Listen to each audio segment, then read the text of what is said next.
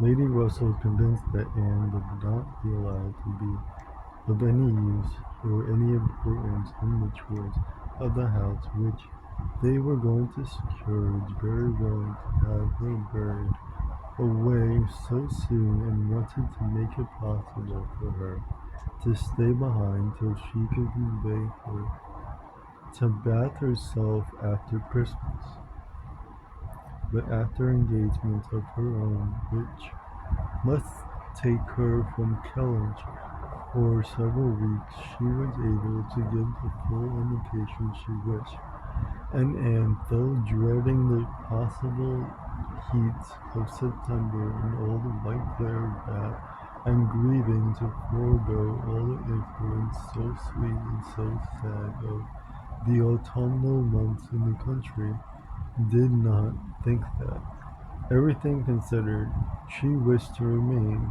It would be most right and most wise, and therefore must involve least suffering to go with the others.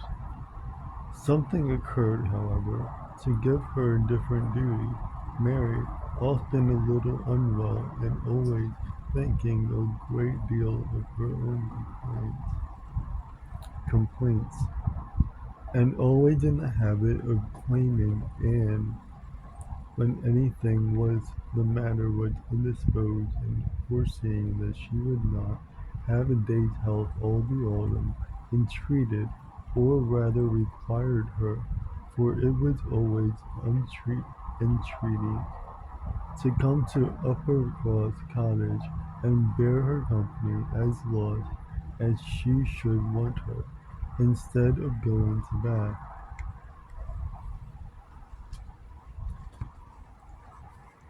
I cannot possibly do without Anne, was Mary's reasoning, and Elizabeth's reply was, then I am sure Anne had better stay, for nobody will want her in Bath.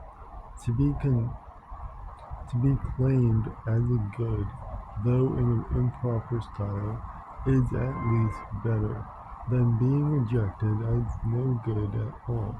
And Anne, glad to be brought of some use, glad to have anything marked out as a duty, and certainly not sorry to have the scene of it in the country, and her own dear country, readily agreed to stay.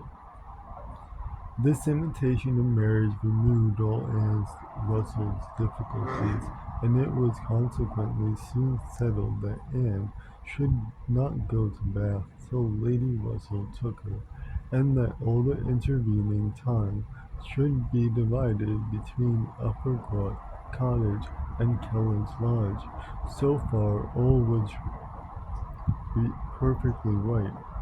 But Lady Russell was almost startled by the wrong of one part of the Kellynch whole plan when it burst on her, which was Miss Clay's being engaged to go to Bath with Sir Walter and Elizabeth as a most important and valuable assistant to the latter in all the business before her.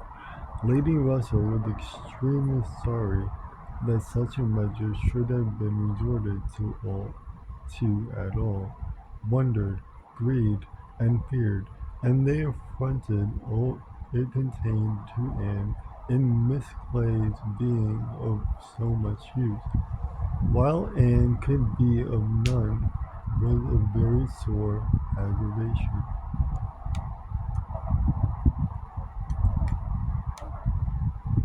Anne herself Anne herself was become hardened to much affront, but she felt the imprudence of the arrangement quite as keenly as Lady Russell. With a great deal of quiet observation, and the knowledge which she often wished less of her father's character, she was sensible that results the most serious to his family from the intimacy were more than possible. She did not imagine that her father had at present an idea of the kind. Miss Clay had freckles, and a projecting tooth, and a clumsy wrist, at which she was continually making severe marks upon in her absence, but she was young, and certainly altogether well-looking, and possessed an acute mind and insidious, pleasing manners, infinitely more dangerous attractions than any merely personal might have been. Anne was so impressed by the degree of their danger that she could not excuse herself from trying to make it perceptible to her sister. She had little hope of success, but Elizabeth, who in the event of such a reverse would be so much more to be pitied than herself, should never, she thought, have reason to reproach her for giving no warning. She spoke, and seemed only to offend. Elizabeth could not conceive how such an absurd suspicion should occur to her, and indignantly answered for each party perfectly knowing their situation. Miss Clay, said she warmly, never forgets who she is, and as I am rather better acquainted with her sentiments than you can be, I can assure you that upon the subject of marriage they are particularly nice, and that she reprobates all inequality of condition and rank more strongly than most people. And so to my father, I really should not have thought that he, who has kept himself single so long for our sakes, need be suspected now. If Miss Clay were a very beautiful woman, I grant you, it might be wrong to have so much with me. Not that anything in the world, I am sure, would induce my father to have a degrading match, but he might be rendered unhappy. But poor Miss Clay, who, with all her merits, may never have been reckoned tolerably pretty, I really think poor Miss Clay may be staying here in perfect safety. One would imagine you had never heard my father speak of her personal misfortunes, though I know you must 50 times. That tooth of hers, and those freckles. Freckles do not distrust me so very much as they do him. I have known a face not materially disfigured by a few, but he abominates them. You must have heard him. Notice Miss Clay's freckles. There is hardly any personal defect which an agreeable manner might have gradually reconciled one to. I think very differently, answered Elizabeth shortly. An agreeable manner may set off handsome features, but you but can never alter plain ones. However, at any rate, as I have a great deal more at stake and on this point than anybody else can have, I think it rather unnecessary in you to be advising me, and had done, glad that it was over and not absolutely hopeless of doing good. Elizabeth, though resenting the suspicion, might yet be made observant by it. The last office of the four carriage horses was to draw Sir Walter, Miss Elliot, and Miss Clay to Bath. The party drove off in very good spirits. Sir Walter prepared his condescending bows for all the afflicted tenantry and cottagers who might have had a hint to show themselves, and Anne walked up at the same time in a most desolate tranquillity to the lodge where she was to spend the first week.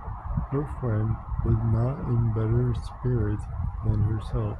Lady Russell felt this breakup of the family exceedingly. Their respectability was as dear as her own, as dear to her as her own, and daily intercourse had become precious by habit. It was painful to look upon their deserted grounds, and still worse to anticipate the new hands they were to fall into, and to escape the solitariness and the melancholy of so altered a village, and be out of the way when Admiral and Miss Frost were to arrive. She had determined to make her own absence from home begin when she must give up Anne. Accordingly, their removal was made together, and Anne was set down at Uppercross Cottage in the first stage of Lady Russell's journey. Uppercross was a moderate-sized village, which a few years back had been completely in the Old English style, containing only two houses, superior in appearance to those of the yeomen and labourers, and the mansion of the squire, with its high walls, great gates, and old trees, substantial and unmodernized, and the compact, tight personage enclosed in its own neat garden, with a vine and a pear tree trained round its casements.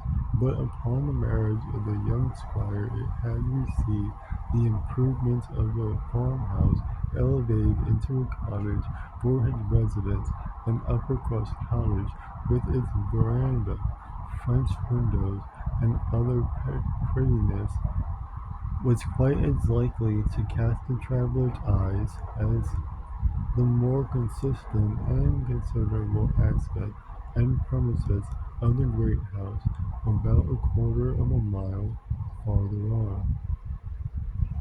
Here Anne had often been staying. She knew the ways of Uppercross as well as those of Kellynch. The two families were so continually meeting, so much in the habit of running in and out of each other's house at all hours, that it was rather a surprise to her to find Mary alone. But being alone, her being unwell and out of spirit was almost a matter of course. Though better endowed than the elder sister, Mary had not Anne's understanding nor temper. While well and happy and properly attended to, she had great good humour and excellent spirits. But any indisposition sunk her completely.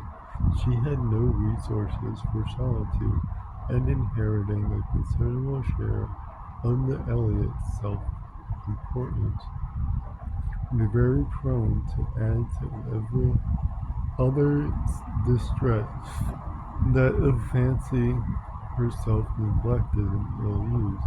In person she was inferior to both sisters, and had, even in her bloom, only reached the dignity of being a fine girl. She was now lying on the faded sofa of the pretty little drawing-room, the once elegant furniture of which had been gradually grown shabby under the influence of 4 summers and 2 children, and on Anne's appearance greeted her with, "So you are come at last. I began to think I would never see you. I am so ill I can hardly speak. I have not seen a creature the whole morning." "I am sorry to find you well," replied Anne. "You sent me such a good account of yourself on Thursday." "Yes, I made the best of it. I always do, but I was very far from well at the time, and I do not think I ever was so ill in my life as I have been all this morning. Very unfit to be left alone, I am sure. Suppose I were to receive the sudden in some dreadful way and not able to ring the bell." So Lady Russell would not get out. I do not think she has been in this house 3 times this summer. Anne said what was proper and inquired after her husband. Oh, Charles is out shooting. Been I have not seen him since 7 o'clock. He would go, though I told him how ill I was. He said he should not stay out long, but he would never come back. He has never come back, and now it is almost 1. I assure you, I have not been seen a soul this whole long morning. You have had your little boys with you. Yes, as long as I can bear their noise, but they are so unmanageable that they do me more harm than good. Little Charles does not mind a good word I say, and Walter is growing quite as bad. Well, you will soon be better now, replied Anne cheerfully. You know I always cure you when I come. How are your neighbors? How are your neighbors at the great house? I can give you no account of them. I have not seen one of them today, except Miss Musgrove, who must just stopped and spoke to the window, but without getting off his horse. And though I told them how ill I was, not one of them had been near me. I did not happen to suit it, though Miss Musgroves, I suppose, and they never put themselves out of their way. You will see them yet, perhaps, before the morning is gone. It is early. I never want them. I assure you, they talk and laugh a great deal too much for me. Oh, Anne, I am so very unwell. I was quite unkind of you to come, kind of you not to come on Thursday. My dear Mary, recollect that a comfortable account you sent me of yourself. You wrote in the cheerfulest manner, and said you were perfectly well, and in no hurry for me. And that being the case, you must be aware that my wish would be to remain with Lady Russell to the last. And beside that, I felt, in her account, I have really been so busy, have had so much to do, and I would not very conceivably have left Kellynch sooner. Dear me, what can you possibly have to do? I agree many things, I assure you, more than I can recollect in a moment. But I can tell you some. I have been making a duplicate of the catalogue of my colored books and pictures. I have been several times in the garden with Mackenzie, trying to understand and make him understand which of Elizabeth's plants are for good Lady Russell. I have had all my own little concern to arrange, books and music to provide, and all my trunks to repack, from not having understood in time what was intended as to the writings. And one thing I have had to do, Mary, of a more trying nature, going to almost every house in the parish as a sort of take-leave. I was told that they wished it, but all these things took up a great deal of time. Oh well, and after a moment's pause, but you have never asked me one word about our dinner at the pools yesterday. Did you go then? I have had no inquiries, because I concluded you must have been obliged to give up the party. Oh yes, I went. I was very well yesterday. Nothing at all the matter with me till this morning. It would have been strange if I had not gone. I am very glad you were well enough. I hope you had a pleasant party. Nothing remarkable. One always knows beforehand that the dinner will be, and who will be there. and it is so very uncomfortable not having a carriage of one's own.